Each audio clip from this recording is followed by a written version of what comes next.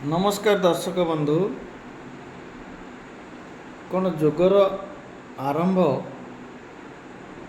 प्रथमे आसन होता है? पतंजलि योगसूत्र कहती नाई, कारण अष्टांग योगर प्रथम पाहाच होती जम। ये जमर अर्थ है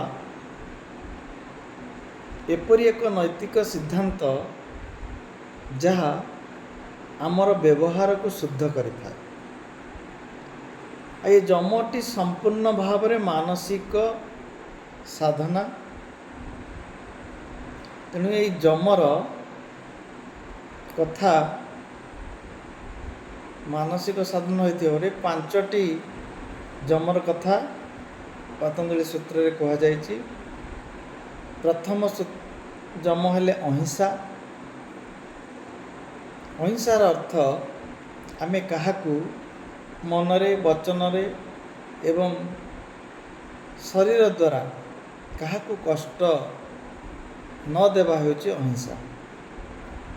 द्वितीय जम हला सत्य। सत्य कहिबा एवं सत्य को संपूर्ण रूप से पालन करिबा। तृतीय जम हला अस्तेय। अस्तेयर अर्थ जहाँ आमर नुहे ताकू आमे ग्रहण करिबा नहीं। चतुर्थ जम हेले ब्रह्मचर्य। अर्थ आमर ऊर्जा शक्ति को संयम करिबा एवं ताकू सठिक भाव में व्यवहार करिबा। पंचम जम हेले अपरिग्रह। आवश्यकता ठारू अधिक संग्रह करिबा हेउची मनुष्यर मनोवृत्ति को खराब कर दिए। तेणु अपरिग्रह अर्थ है आवश्यक ठारू अधिक संग्रह न करिबा।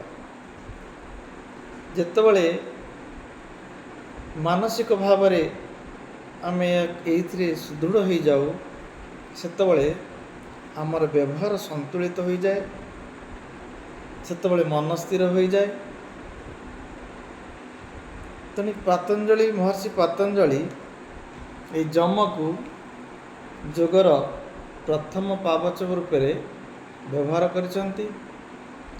आ यह को तांको सूत्र रे कहिसंती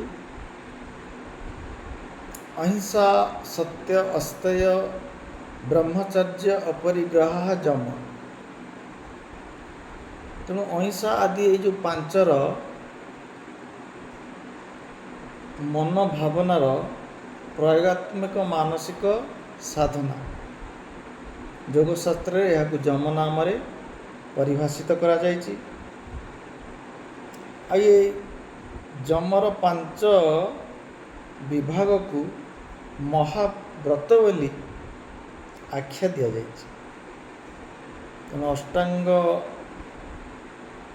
योग बा अष्टांग मध्य जम होउचंती प्रथम अंग।